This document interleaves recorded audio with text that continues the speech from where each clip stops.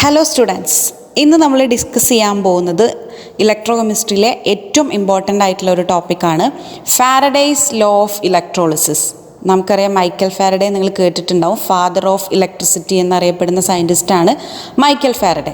അദ്ദേഹം ഈ ഇലക്ട്രോളിസിസ് ആയിട്ട് ഒരുപാട് എക്സ്പെരിമെൻ്റ് നടത്തിയിട്ടുണ്ടായിരുന്നു. അങ്ങനെ ഒരുപാട് എക്സ്പെരിമെൻ്റ് നടത്തിയിട്ട് അദ്ദേഹം 2 നിയമങ്ങൾ കൊണ്ടുവന്നു.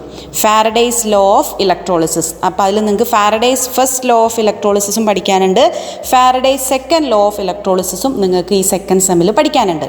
അപ്പോൾ നമുക്ക് നോക്കാം എന്താണ് ഫാരഡേയ്സിൻ്റെ ഫസ്റ്റ് ലോ പറയുന്നത് നോക്കാം.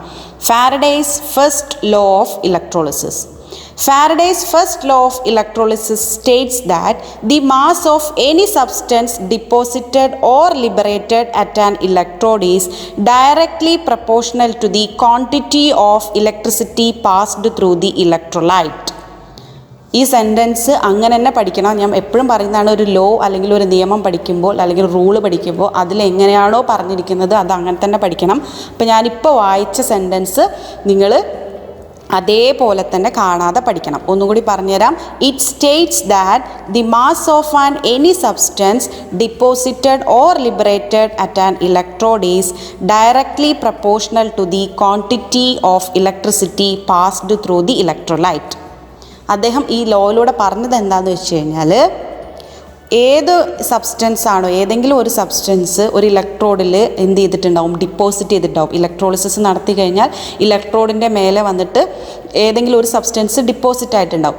അങ്ങനെ ഡിപ്പോസിറ്റ് ആയിട്ടുള്ള സബ്സ്റ്റൻസിൻ്റെ മാസ് എന്ന് പറയുന്നത് അതിലൂടെ എത്ര ക്വാണ്ടിറ്റി ഇലക്ട്രിസിറ്റി കടന്നു പോയോ ആ എമൗണ്ടിന് ഡയറക്റ്റ്ലി പ്രപ്പോർഷണലാണ്. അതായത് ആ ക്വാണ്ടിറ്റി, ഇലക്ട്രിസിറ്റിയുടെ ക്വാണ്ടിറ്റി കൂടിക്കഴിഞ്ഞാൽ മാസിൻ്റെ അളവും കൂടും, ഡിപ്പോസിറ്റ് ചെയ്യുന്ന മാസിൻ്റെ അളവും കൂടും. ഡയറക്റ്റ്ലി പ്രപ്പോർഷണൽ എന്ന് പറഞ്ഞാൽ നേരനുപാതത്തിൽ. ഇപ്പോൾ ഇലക്ട്രിസിറ്റിയുടെ അളവ് കൂടിക്കഴിഞ്ഞാൽ, അതിലൂടെ കടന്നു പോകുന്ന ഇലക്ട്രിസിറ്റിയുടെ അളവ് കൂടിക്കഴിഞ്ഞാൽ അതിൽ ഡിപ്പോസിറ്റ് ചെയ്യുന്ന മാസിൻ്റെ അളവും കൂടും.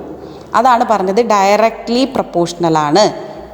അപ്പോൾ ഇലക്ട്രോഡിൽ ഡിപ്പോസിറ്റ് ചെയ്യുന്ന സബ്സ്റ്റൻസിൻ്റെ മാസ് എന്തിന് ഡയറക്റ്റ്ലി പ്രപ്പോർഷണലാണ്?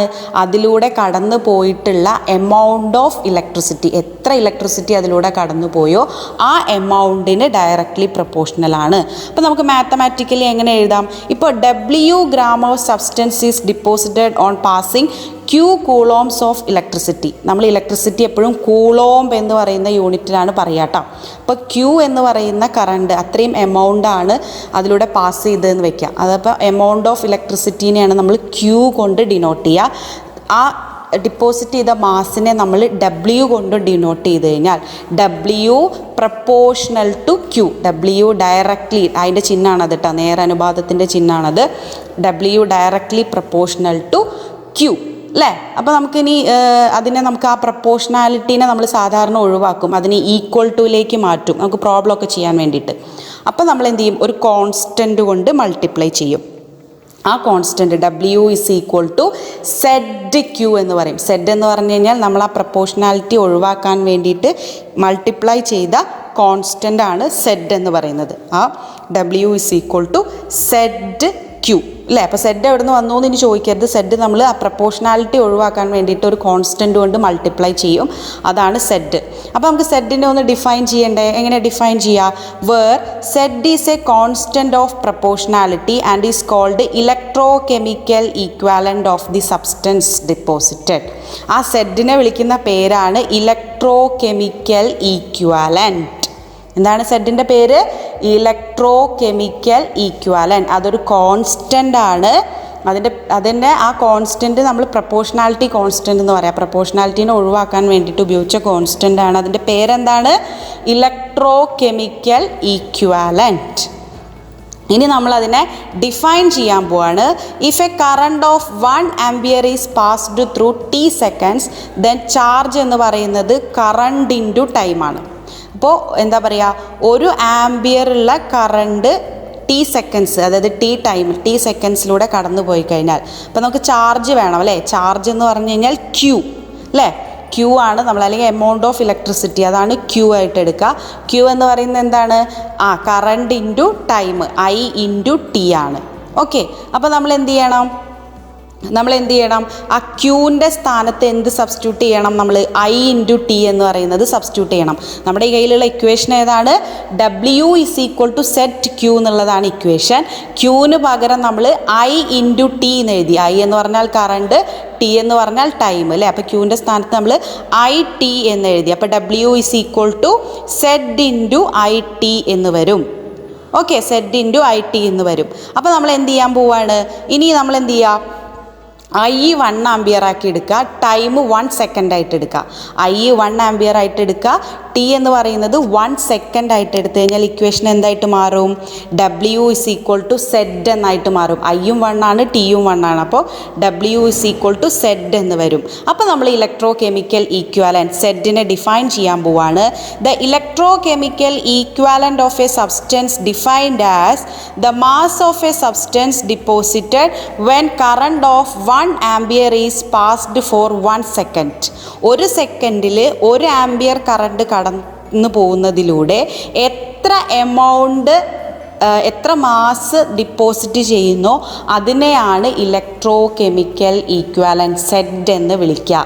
ഇത് ജസ്റ്റ് ഒന്ന് നിങ്ങൾ നോട്ട് ചെയ്താൽ മതി. എന്താണ് ഇലക്ട്രോ കെമിക്കൽ ഈക്വാലൻറ്റ് എന്ന് വെച്ചാൽ 1 ആംപിയർ കറണ്ട് ഒരു സെക്കൻഡിൽ കടന്നു പോകുന്ന എത്ര മാസ് ഡിപ്പോസിറ്റ് ചെയ്യോ ആ അളവിനെയാണ് നമ്മൾ സെഡ് എന്ന് വിളിക്കുക, ഇലക്ട്രോ കെമിക്കൽ ഈക്വാലൻറ്റ്. അപ്പോൾ നിങ്ങൾ ഇവിടെ മെയിനായിട്ട് നോക്കേണ്ടത് ഫാരഡേസിൻ്റെ ലോ അങ്ങനെ തന്നെ പഠിക്കുക. പിന്നെ ആ ഇക്വേഷനും എഴുതാം, W proportional to Q, W equal to Z Q. Z എന്ന് പറയുന്നത് ഇലക്ട്രോ കെമിക്കൽ ഈക്വാലൻ്റ് ആണ്, അത് പ്രപ്പോർഷണാലിറ്റി കോൺസ്റ്റൻ്റ് ആണ്. ഓക്കെ, ഇനി നമ്മൾ ഫാരഡേസ് സെക്കൻഡ് ലോ നോക്കുകയാണ്. Faraday's second law of electrolysis എന്താ പറഞ്ഞതെന്ന് വെച്ച് കഴിഞ്ഞാൽ, it states that when the same quantity of electricity passed through different electrolyte connected in series, then the mass of the substance liberated at respectively electrodes are directly proportional to their equivalent mass. ഒന്നുമില്ല, എന്താണെന്ന് വെച്ച് കഴിഞ്ഞാൽ കുറേ different electrolyte സീരീസിൽ connect ചെയ്ത് കഴിഞ്ഞിട്ട് കുറേ electrolyte എടുക്കുക, അതിനെ സീരീസ് ആയിട്ട് കണക്ട് ചെയ്യുക. നിങ്ങൾക്ക് പാരലൽ കണക്ഷനും സീരീസ് കണക്ഷനും ഒക്കെ അറിയാമല്ലോ.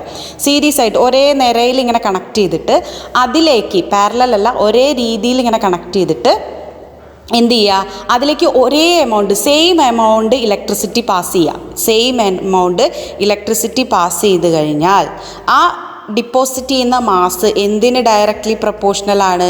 ആ സബ്സ്റ്റൻസിൻ്റെ ഈക്വലൻറ്റ് മാസിന് പ്രപ്പോർഷണലാണ് എന്നാണ് പറഞ്ഞത്. അപ്പോൾ കുറേ ഇലക്ട്രോലൈറ്റ് സീരീസ് ആയിട്ട് കണക്ട് ചെയ്തിട്ട് സെയിം എമൗണ്ട് ഇലക്ട്രിസിറ്റി കടത്തി വിട്ട് കഴിഞ്ഞാൽ എല്ലാറ്റിലേക്കും ഒരേപോലെ ഇലക്ട്രിസിറ്റി കടത്തി വിട്ട് കഴിഞ്ഞാൽ അവിടെ ഡിപ്പോസിറ്റ് ചെയ്യുന്ന മാസ് എന്ന് പറയുന്നത് അതിൻ്റെ ഈക്വലൻറ്റ് മാസിന് ഡയറക്റ്റ്ലി പ്രപ്പോർഷണലാണ്. ഇപ്പോൾ ഫസ്റ്റത്തെ ഒരു ഇലക്ട്രോലൈറ്റ് എ എന്ന് പറയുന്ന ഒരു ഇലക്ട്രോലൈറ്റ് ആണെന്നുണ്ടെങ്കിൽ അതെന്താ, ഇപ്പോൾ WA എന്ന് പറയുന്നതാണ് അതിൻ്റെ മാസ് എങ്കിൽ അതിൻ്റെ തന്നെ ഈക്വലൻറ്റ് വെയ്റ്റിന് പ്രപ്പോർഷണലാണ്. അപ്പോൾ WA എന്തിന് പ്രപ്പോർഷണലാണ്? ഈക്വലൻറ്റ് വെയ്റ്റിനെയാണ് നമ്മൾ E കൊണ്ട് ഡിനോട്ട് ചെയ്തിരിക്കുന്നത് കേട്ടോ.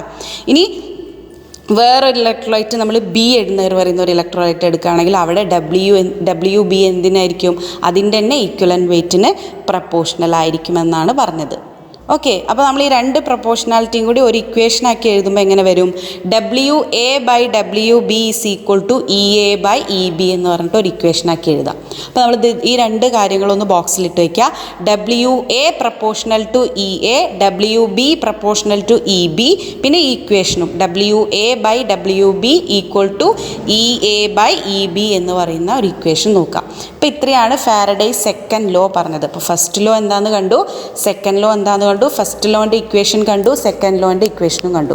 ഓക്കെ, അപ്പോൾ ഒരു 4 മാർക്കിന് അല്ല 5 മാർക്കിന് ചോദിക്കുന്നതാണ് ഫാരഡേസിൻ്റെ 2 ലോ. ഇതിലേതെങ്കിലും ഒരു ലോ എന്തായാലും എക്സാമിന് ചോദിക്കും കേട്ടോ. ഇനി ആപ്ലിക്കേഷൻ ഓഫ് ഇലക്ട്രോളിസിസ് എന്താണെന്ന് നോക്കാം. എന്തിനാണ് ഇലക്ട്രോളിസിസിൻ്റെ ആപ്ലിക്കേഷൻ എന്തൊക്കെയാണെന്ന് നോക്കാം. ഒന്നാമത്തെ ആപ്ലിക്കേഷൻ ഇലക്ട്രോപ്ലേറ്റിംഗ് ആണ്. ഇലക്ട്രോപ്ലേറ്റിംഗ് എന്ന് പറയുന്നത് നമുക്ക് ഡീറ്റെയിൽ ആയിട്ട് പഠിക്കാനുണ്ട്, അത് നമ്മൾ അടുത്ത ക്ലാസ്സിൽ ഡിസ്കസ് ചെയ്യും. ഇലക്ട്രോപ്ലേറ്റിംഗ് എന്ന് പറഞ്ഞാൽ ഒരു മെറ്റലിൻ്റെ മേലെ വേറൊരു മെറ്റൽ കൊണ്ട് കോട്ടിങ് കൊടുക്കുന്ന പ്രോസസ്സാണ് ഇലക്ട്രോപ്ലേറ്റിംഗ്. അവിടെ നമ്മൾ ഉപയോഗിക്കുന്നത് ഇലക്ട്രോളിസിസ് എന്ന് പറയുന്ന പ്രോസസ്സാണ്. രണ്ടാമത്തേത് refining of metals are purified. Example copper, silver, tin. കോപ്പറും സിൽവറും ടിന്നും പോലെയുള്ള മെറ്റൽസിനെ പ്യൂരിഫൈ ചെയ്യാൻ വേണ്ടിയിട്ട് നമ്മൾ ഇലക്ട്രോളിസിസ് എന്ന് പറയുന്ന പ്രോസസ്സ് ഉപയോഗിക്കും. അടുത്തത് determination of equivalent masses of metals. നമ്മൾ സെക്കൻഡ് ലോ അല്ലേ, ഫാരഡേസിൻ്റെ സെക്കൻഡ് ലോ പഠിച്ചപ്പോൾ ഒരു ഇക്വേഷൻ പഠിച്ചു അല്ലേ, WA/WB = EA/EB എന്ന് പറഞ്ഞൊരു ഇക്വേഷൻ പഠിച്ചു. ആ ഇക്വേഷൻ ഉപയോഗിച്ചിട്ട് നമുക്ക് ഈക്വലൻറ്റ് മാസസ് കണ്ടുപിടിക്കാൻ പറ്റും, മെറ്റൽസിൻ്റെ ഈക്വലൻറ്റ് മാസ് കണ്ടുപിടിക്കാൻ പറ്റും. അപ്പോൾ അതും ഇലക്ട്രോളിസിസിൻ്റെ ഒരു ആപ്ലിക്കേഷനാണ്. പിന്നെ അടുത്തത് manufacture of chemicals like chlorine, hydrogen, oxygen. Chlorine അതേപോലെ ഹൈഡ്രജൻ അല്ലെങ്കിൽ ഓക്സിജൻ ഒക്കെ ഉണ്ടാക്കിയെടുക്കുന്ന മാനുഫാക്ചറിങ് പ്രോസസ്സിലും നമ്മൾ ഇലക്ട്രോളിസിസ് ഉപയോഗിക്കുന്നുണ്ട്. അടുത്തത് എക്സ്ട്രാക്ഷൻ ഓഫ് മെറ്റൽസ് ആണ്. മെറ്റലിൻ്റെ എക്സ്ട്രാക്ഷൻ പ്രോസസ്സിലും നമ്മൾ ഇലക്ട്രോളിസിസ് എന്ന് പറയുന്ന ആപ്ലിക്കേഷൻ ഇലക്ട്രോളിസിസ് ഉപയോഗിക്കുന്നുണ്ട്. പിന്നെ ആനോഡൈസിങ് എന്ന് പറയുന്നത്, അതായത് ഒരു മെറ്റലിൻ്റെ മേലെ വേറൊരു മെറ്റലിനെ കോട്ട് ചെയ്യുന്ന പ്രോസസ്സാണ് ആനോഡൈസിങ്. അത് ഡീറ്റെയിൽ ആയിട്ട് നിങ്ങൾക്ക് പഠിക്കാനുണ്ട്. അതും നമ്മൾ വരുന്ന ക്ലാസ്സുകളിൽ ഡിസ്കസ് ചെയ്യും. അപ്പോൾ എന്തൊക്കെയാണ് ഇലക്ട്രോളിസിസിൻ്റെ ആപ്ലിക്കേഷൻ? ഒന്നാമത്തത് ഇലക്ട്രോപ്ലേറ്റിംഗ്, രണ്ടാമത്തത് റിഫൈനിങ് ഓഫ് മെറ്റൽസ്, മൂന്നാമത്തത് ഡിറ്റർമിനേഷൻ ഓഫ് ഈക്വലൻറ്റ് മാസ്, നാലാമത്തത് manufacture of chemicals like chlorine, hydrogen or oxygen, അടുത്തത് extraction of metals, last one anodising. അപ്പോൾ ഇങ്ങനെ ചോദിക്കും ഏതൊക്കെയാണ് ഇലക്ട്രോളിസിസിൻ്റെ ആപ്ലിക്കേഷൻസും ചോദിക്കും. അപ്പോൾ ഇങ്ങനെ പോയിൻ്റായിട്ട് എഴുതുക. പിന്നെ അതിൽ ഇലക്ട്രോപ്ലേറ്റിങ്ങും ആനോഡൈസിങ്ങും നിങ്ങൾക്ക് ഡീറ്റെയിൽ ആയിട്ട് പഠിക്കാനുണ്ട്. അത് നമുക്ക് വരും ക്ലാസ്സുകളിൽ ഡിസ്കസ് ചെയ്യാം. അപ്പോൾ ഇത്രയും കാര്യങ്ങളാണ് ഫാരഡേസിൻ്റെ ലോ ആയിട്ട് നമ്മൾ ഡിസ്കസ് ചെയ്തത്. അപ്പോൾ ഫാരഡേസിൻ്റെ 2 ലോ പഠിച്ചു, ഫസ്റ്റ് ലോ, സെക്കൻഡ് ലോ, അതിൻ്റെ ഇക്വേഷൻസും പഠിച്ചു. പിന്നെ നമ്മൾ ആപ്ലിക്കേഷൻ ഓഫ് ഇലക്ട്രോളിസിസ് പഠിച്ചു അല്ലേ, ഒരു 6 ആപ്ലിക്കേഷനും പഠിച്ചു. അപ്പോൾ ഇത്രയും കാര്യങ്ങൾ നന്നായിട്ട് നോട്ട് ചെയ്യുക, നന്നായിട്ട് പഠിക്കുക. ലോ അങ്ങനെ തന്നെ പഠിക്കുക, കാണാതെ പഠിക്കുക കേട്ടോ. ഓക്കെ, അപ്പോൾ നമുക്ക് അടുത്തൊരു ടോപ്പിക്കുമായിട്ട് അടുത്ത വീഡിയോയിൽ കാണാം. Thank you.